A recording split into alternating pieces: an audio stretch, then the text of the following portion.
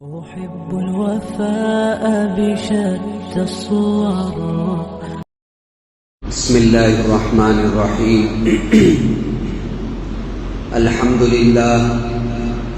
لله نحمده ونستعينه ونستغفره ونؤمن به ونتوكل عليه ونعوذ بالله من شرور أنفسنا ومن سيئات أعمالنا.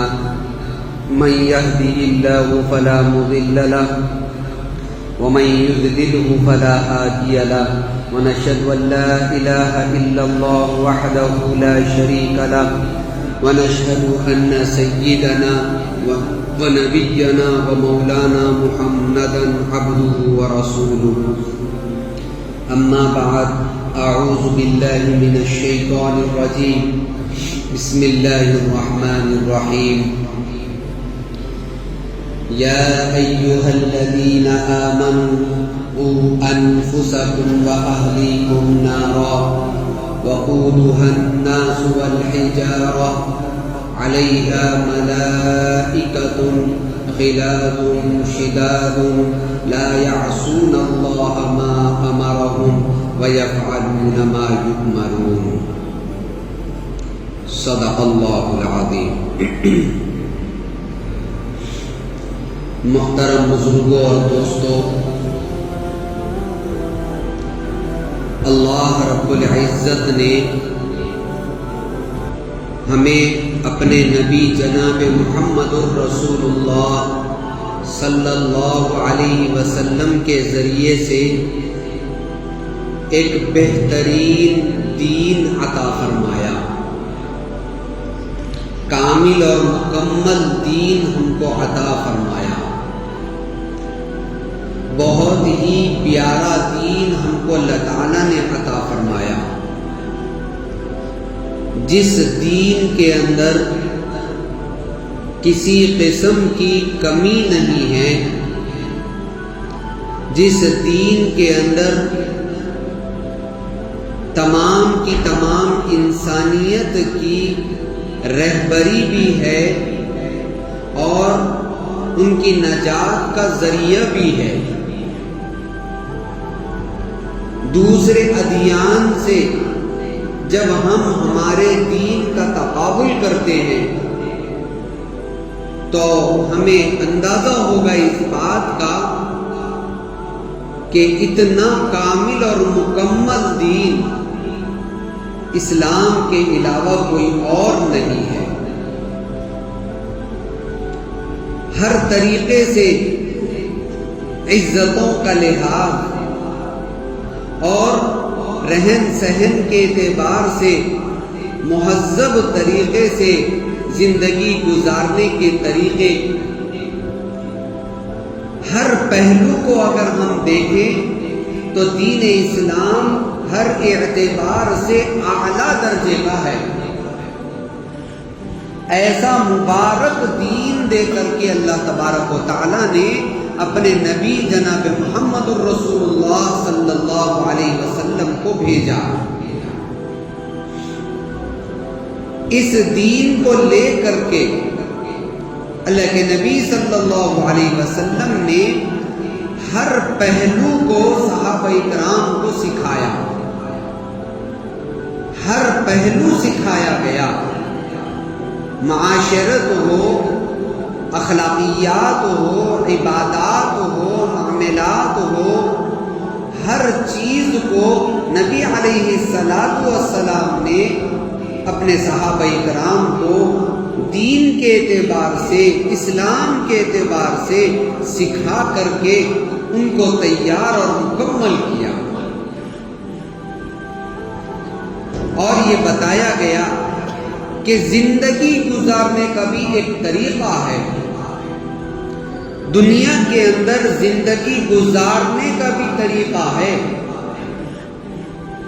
ہم ایسے زندگی جو اپنی مرضی کے مطابق ہو نہیں گزار سکتے. زندگی کو اللہ رب العزت خالق و مالک کے فرما برداری کے مطابق زندگی گزارنا، یہی زندگی کا اصل مقصد ہے. مسلمان دنیا کے اندر بے مقصد نہیں آیا ہے، اس کو مقصد دیا گیا۔ کوئی بھی کام انسان شروع کرتا ہے تو مقصد کو سامنے رکھ کر کے کام کو شروع کرتا ہے، بے مقصد کوئی کام نہیں کرتا۔ اسی لیے اللہ تعالیٰ نے ہمیں بھی جو دین عطا فرمایا ہے وہ پورے کے پورے مقاصد کو سامنے رکھ کر کے کہ کیسے زندگی گزارے، اللہ رب العزت کی فرما برداری کرتے ہوئے زندگی گزارے تو اس کو کیا کیا کرنا پڑے گا، اس کا لحاظ کرنا ہر مسلمان کے اوپر ضروری ہے۔ اللہ تعالیٰ نے قرآن مجید کے اندر فرمایا کہ ہم نے بہت بڑی جہنم تیار کر رکھی ہے، اس جہنم سے بچو۔ اگر مقصد زندگی کو سمجھ کر کے اللہ کی فرما برداری کے مطابق زندگی گزارو گے تو جہنم کے عذاب سے بچ کر کے جنت کے اندر داخل ہوگے، اور اگر مقصد زندگی کو سمجھے بغیر زندگی نافرمانیوں کے ساتھ گزارو گے تو پھر جہنم ان کے لیے تیار رکھی گئی۔ قُوا أَنفُسَكُمْ وَأَهْلِيكُمْ نَارًا، اللہ تعالیٰ نے فرمایا کہ پہلے تو اپنے آپ کو بچاؤ جہنم کی آگ سے، اپنے آپ کو بچاؤ۔ ہم نے جہنم تیار کر رکھی ہے، اس کے اندر کیسے کیسے عذاب ہے، کیسے کیسے تکلیفیں ہیں، اللہ تعالیٰ نے قرآن مجید میں کھل کھل کر کے بیان کر دیا۔ وہاں کی ہر تکلیف کو، اذیت کو نبی علیہ السلام نے بھی بیان کیا۔ معراج کے موقع پر اللہ کے نبی کی وہاں پر سیر جنت اور جہنم دونوں کی ہوئی، اللہ کے نبی نے جہنم کے عذابوں کو بھی دیکھا۔ حضرت جبرائیل سے پوچھتے بھی گئے کہ یہ عذاب کیوں دیا جا رہا ہے، یہ عذاب کیوں؟ حضرت جبرائیل ہر ایک کو بتا کر کے اللہ کے نبی کو سمجھاتے گئے کہ آپ کی امت کے یہ وہ لوگ ہیں، یہ وہ لوگ ہیں، یہ وہ لوگ ہیں، اللہ کی نافرمانیاں جو کرتے ہوئے زندگی گزارے ان کے یہ عذاب یہاں پر ہونے والے ہیں۔ اللہ کے نبی صلی اللہ علیہ وسلم نے تفصیل کے ساتھ احادیث میں بیان کیا۔ جہنم کے عذاب کو اللہ تعالیٰ نے قرآن مجید میں کئی جگہوں پر بیان کیا ہے، اسی لیے اللہ تعالیٰ فرما رہے ہیں دیکھو بہت خطرناک جہنم ہے، بہت ہی خطرناک ہے جہنم۔ اس جہنم کی آگ سے پہلے تو اپنے آپ کو بچاؤ، قُوا أَنفُسَكُمْ، اور اس کے بعد دوسرے نمبر پر فرمایا قُوا أَنفُسَكُمْ وَأَهْلِيكُمْ، اپنے اہل و عیال کو بھی بچاؤ۔ مقصد زندگی کو سمجھو، دنیا کے اندر بھیجا کیوں گیا ہے، کیوں دنیا میں بھیجا گیا؟ دنیا میں بھیجنے کا مقصد اللہ کی فرما برداری کر کے اپنے لیے جنت کو واجب کر لینا، یا اللہ کی نافرمانی کر کے جہنم کو اپنے اوپر واجب کر لینا۔ دونوں میں سے کوئی ایک راستہ اختیار کرنا ہے۔ اللہ تعالیٰ نے جنت کا راستہ دکھانے کے واسطے نبیوں کو دنیا میں بھیجا کہ دیکھو جاؤ، جا کر کے ہمارے بندوں کو بتاؤ کہ یہ راستہ جہنم کا ہے، یہ راستہ جنت کا ہے۔ اللہ تعالیٰ نے نبیوں کے ذریعے سے بتایا۔ اگر ہم نبی کی بات کو مان کر کے مقصد زندگی کو سمجھ کر کے اپنی زندگی کو صحیح طریقے پر اگر گزاریں گے تو ہمارے لیے جنت مقدر ہوگی، اور اگر نہیں تو پھر ہمارے لیے خطرناک جہنم ہمارے لیے مقدر میں ہوگی۔ قُوا أَنفُسَكُمْ وَأَهْلِيكُمْ نَارًا، اللہ تعالیٰ نے اس جہنم کی صفات کو بھی بیان کر دیا، کیسی کیسی جہنم ہے۔ وقودها الناس والحجارہ، اللہ تعالیٰ فرماتے ہیں کہ ہم نے اس جہنم کی آگ کو جو بھڑکایا ہے وہ ہم نے انسانوں کو اور پتھروں کو ڈال کر کے بھڑکایا ہے۔ ہم نے کوئی لکڑیوں کو ڈال کر کے نہیں بھڑکایا، ایسی کوئی جو ہے معمولی سی آگ نہیں، بلکہ وہ اتنی خطرناک آگ ہے کہ پتھروں کو اس کے اندر ڈال ڈال کر کے ہم نے اس آگ کو بھڑکایا، لوگوں کو ڈال ڈال کر کے اس آگ کو بھڑکایا گیا۔ وقودها الناس والحجارہ، عذاب جہنم کی کیفیات کو سن کر کے آدمی کو تڑپ اٹھنی چاہیے، آدمی کے اندر اس کا خوف اور اس کا ہراس آنا چاہیے کہ نافرمانی خدا سے ہمیں کیسے عذاب اٹھانے پڑیں گے قیامت کے لیے۔ اللہ رب العزت مسلمانوں کو بھی عذاب میں مبتلا کریں گے جو مسلمان نافرمانی اور گناہوں کے ساتھ اپنی زندگی گزارا، اگرچہ کہ جہنم کے عذاب سے پورا عذاب اور پورا اس کا بدلہ ملنے کے بعد نکال کر کے پھر جہنم میں ضرور داخل کیا جائے گا۔ ہر مسلمان جنت میں ضرور جائے گا، کافر کے لیے ہمیشہ ہمیش جہنم ہے، لیکن مسلمان کے لیے ہمیشہ ہمیش جہنم نہیں ہے۔ لیکن جتنے دن بھی وہ جہنم کے اندر رہے گا وہ کوئی کچھ کم دن نہیں ہے۔ اگر ایک دن کے لیے بھی وہ جہنم کے اندر ہے تو وہ اس کو اپنے لیے ہمیشہ ہمیش کی جہنم کے سے بدتر سمجھے گا۔ اس لیے کہ اللہ تعالیٰ نے اتنی خطرناک جہنم بنا کر کے رکھی۔ وقودها الناس والحجارہ، فرمانے علیہا ملائکۃ غلاظ شداد، اللہ تعالیٰ فرمانے کہ ہم اس جہنم پر کچھ فرشتوں کو مسلط کر کے رکھے ہوئے ہیں۔ ملائکۃ غلاظ شداد، ایسے فرشتے جو نرم نہیں ہوں گے لہجے کے اعتبار سے بلکہ سخت لہجے والے ہوں گے۔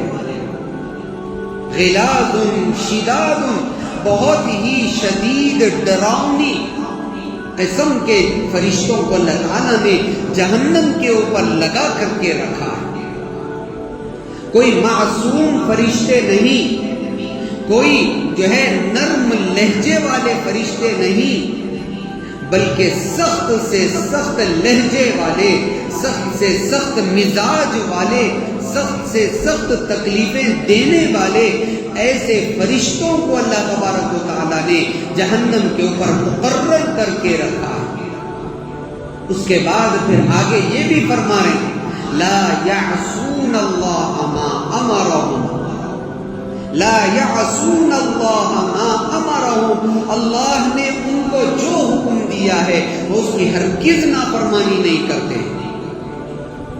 اللہ تعالیٰ نے حکم دے دیا کہ فلاں کو اتنا عذاب دینا ہے تو چاہے وہ چیختے رہے، پکارتے رہے، تڑپتے رہے، دہائی مانگتے رہے، اپنے آپ کو جو ہے مدد کا مطالبہ کرتے رہے، لیکن وہ فرشتے ان کی ذری برابر نہیں سنیں گے، اللہ کے حکم کے اوپر عمل کریں۔ وَيَفْعَلُونَ مَا يُؤْمَرُونَ، جو ان کو حکم دیا جاتا اس حکم کو وہ کامل اور مکمل طریقے سے عمل کریں۔ ایک دوسری جگہ پر اللہ رب العزت نے ان جہنم کے فرشتوں کے بارے میں فرمایا کہ وہ فرشتے بہرے ہوں گے، اندھے ہوں گے، اس لیے کہ اگر ان کو آنکھ ہوگی تو وہ دیکھ کر کے اس عذاب سے ان کو رحم آ جائے، اس لیے اللہ تعالیٰ نے ان کو اندھے بنایا، بہرے بنایا، تاکہ ان کی چیخ و پکار کو کہیں سن کر کے ان کے اندر رحم دلی نہ آ جائے۔ اللہ تعالیٰ نے ایسے سخت سے سخت فرشتوں کو جہنم کے اوپر لگا کر کے رکھا۔ اب اس جہنم سے بچنا ہمارے لیے دنیا کے اندر ہی کرنا ہے، دنیا کے اندر ہی اللہ تعالیٰ نے بتا دیا کہ یہی تمہارے لیے امتحان کی جگہ ہے، یہی تمہارے لیے دار العمل ہے، عمل کرنے کی جگہ ہے۔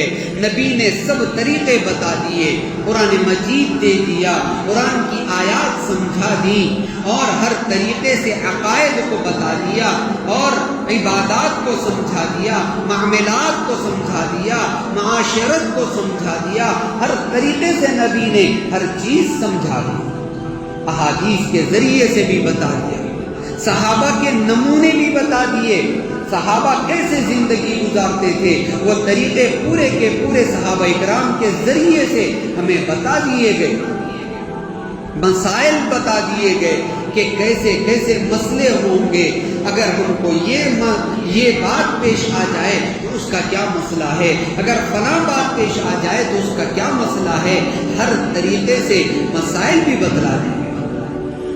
اور پھر اس کے ساتھ ساتھ اللہ تعالیٰ نے دنیا کے اعتبار سے رہن سہن کے لیے دنیاوی زندگی کے طریقے بھی بتا دیے کہ اگر دنیا میں رہنا ہو تو تمہیں تجارت بھی کرنا ہے، لیکن تجارت ہماری مرضی کے مطابق کرو گے، دنیا میں رہنا ہے تو تمہیں ماں باپ کے ساتھ رہنا ہے، تو تمہیں ماں باپ کے ساتھ ہماری مرضی کے مطابق رہنا ہے، دنیا کے اندر تمہیں شادی کرنا ہے، ہماری مرضی کے مطابق کرنا ہے، بچے ہوں گے تو ان کی تربیت ہماری مرضی کے مطابق کرنا ہے، شریعت کے مطابق کرنا ہے، نبی کے طریقے کے مطابق کرنا ہے، پڑھائی کرنا ہے، نبی کے طریقے کے مطابق کرنا ہے، مرضی ہماری چلے گی، اسلام کی شریعت کی مرضی چلے گی، تبھی تم مسلمان کہلاؤ گے۔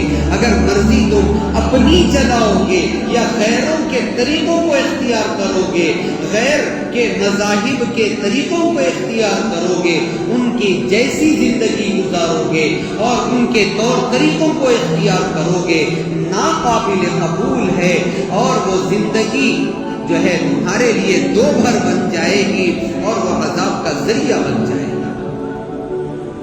زندگی گزارنا ہے تو نبی کے طریقوں کے مطابق زندگی گزارنا ہے،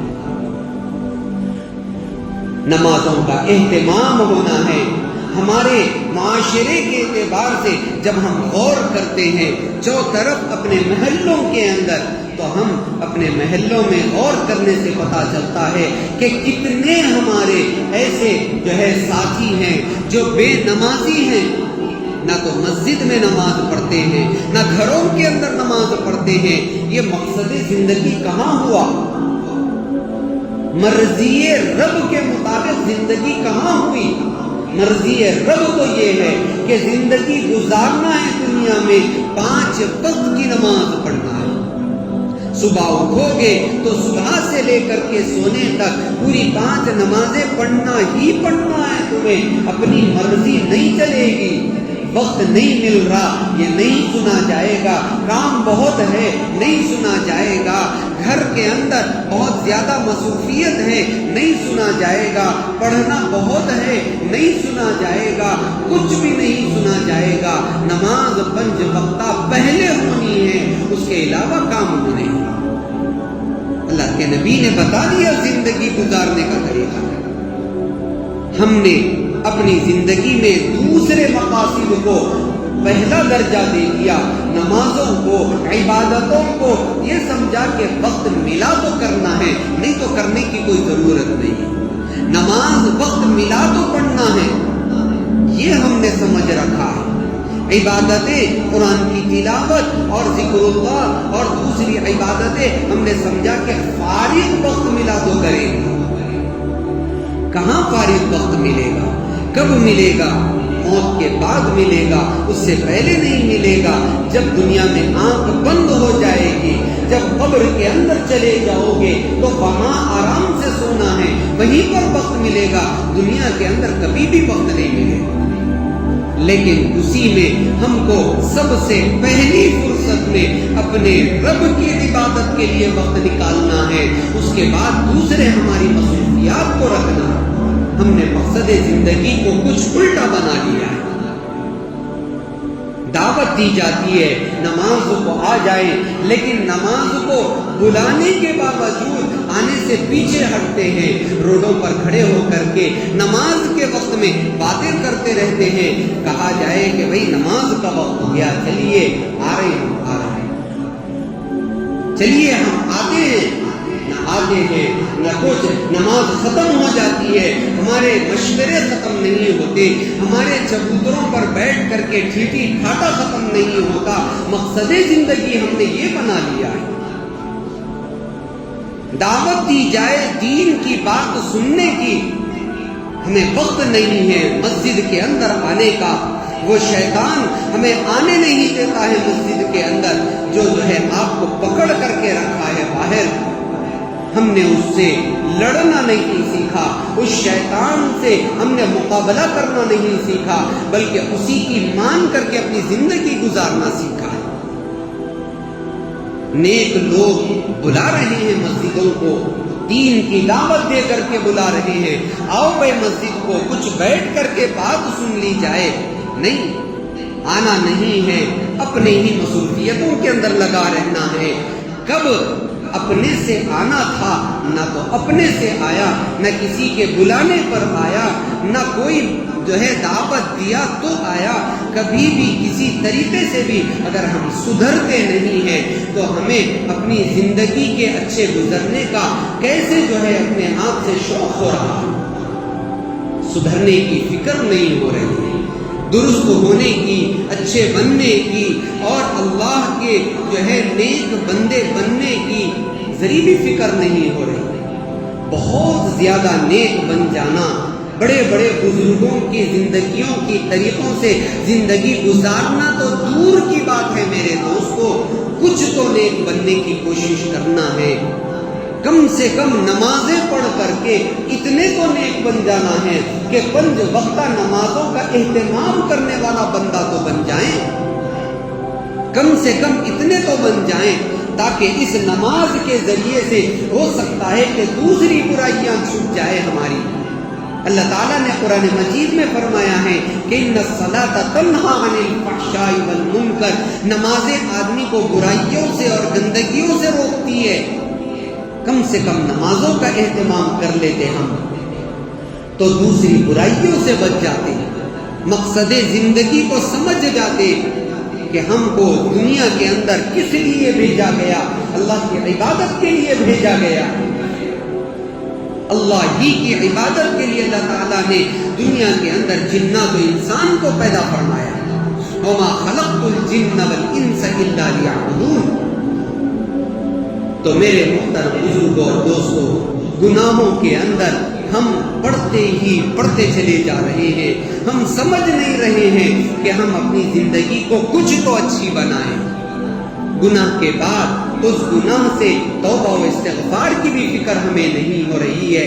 ہم اپنے محلے کے اندر رہ کر کے محلے کے اندر ہی ایسے گناہ جو ہے دوسرے لوگوں کو تکلیف دینے والے، ایسے گناہ کہ جو ہے علل اعلان ہو رہے ہیں، ایسے گناہوں کے اوپر جرأت کر رہے۔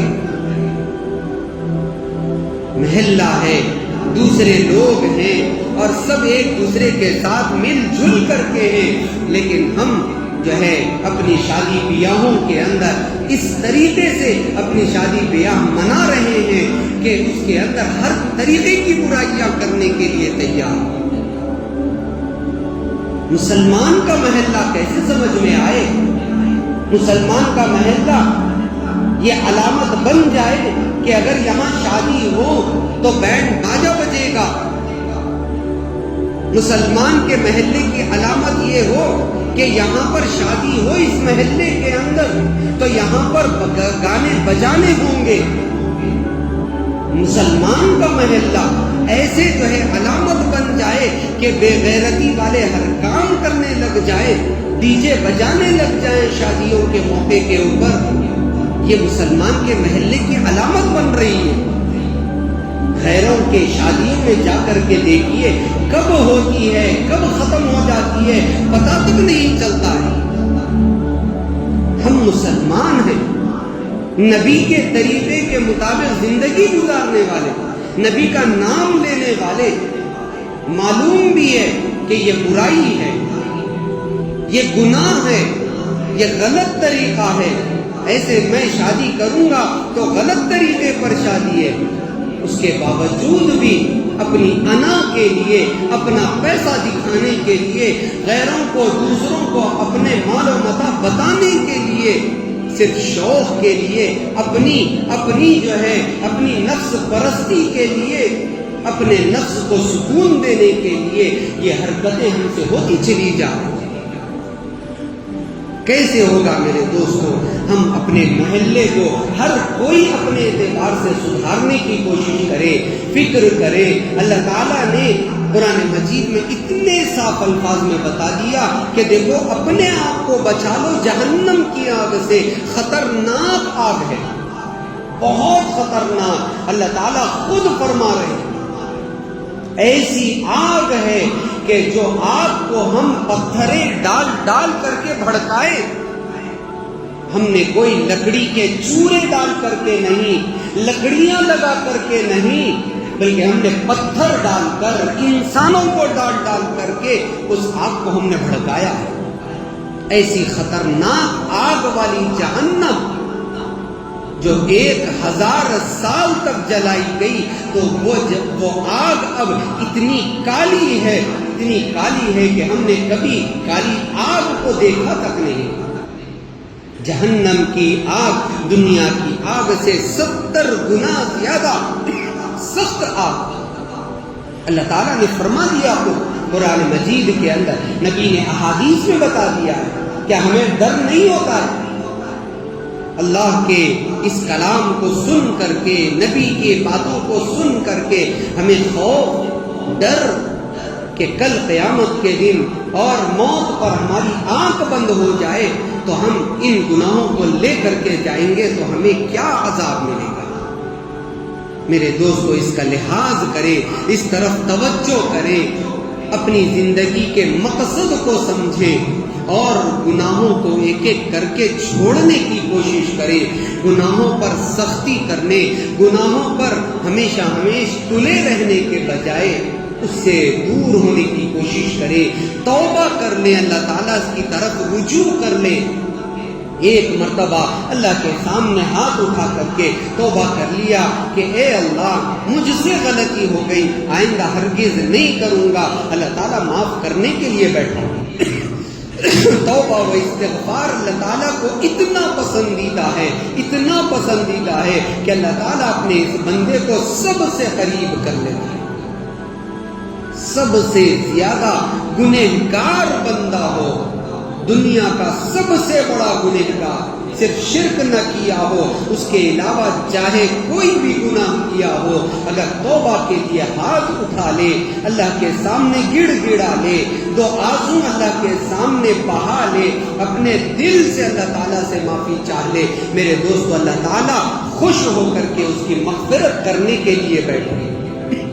اس لیے میرے محترم بزرگوں اور دوستوں، مقصد زندگی کو سوچ کر کے خود اپنے آپ کو بھی جہنم کی آگ سے بچائیں، اپنی آل و اولاد کو بھی جہنم کی آگ سے بچائیں، ان کو بھی جو ہے برائیاں بتائیں کہ یہ برائی ہے، یہ غلطی ہے، یہ گناہ کا کام ہے، اس سے اللہ ناراض ہوتے ہیں، یہ نبی کے طریقے کے خلاف ہے۔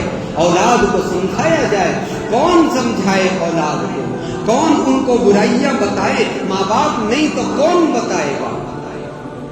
میرے دوستو، خود ماں باپ کے اوپر ذمہ داری ہے کہ ہم اپنی اولاد کو برائیاں بتائیں، سمجھائیں، سکھائیں اور اپنے آپ کو خود بھی جہنم کی آگ سے بچائیں۔ یا ایھا الذین آمنوا قوا انفسکم واہلیکم نارا وقودھا الناس والحجارہ، اس آگ کو ہم نے بھڑکایا ہے پتھر ڈال کر، لوگوں کو ڈال کر کے، وقودھا الناس والحجارہ علیہا ملائکۃ غلاظ شداد، اس جہنم پر ہم نے ایسے فرشتے مقرر کیے ہیں جو بہت ہی سخت اور بے رحم فرشتے ہیں، اور وہ وہی کام کریں گے جس کا ہم نے ان کو حکم دیا ہے، ہماری نافرمانی ہرگز نہیں کریں گے۔ اس لیے میرے محترم بزرگوں اور دوستوں، اللہ تبارک و تعالیٰ سے دعا ہے کہ اللہ تعالیٰ ہم سب کو اس دنیا کے اندر رہ کر کے مقصد زندگی کو سمجھ کر کے زندگی گزارنے کی توفیق نصیب فرمائے۔ آمین۔ وآخر دعوانا الحمدللہ۔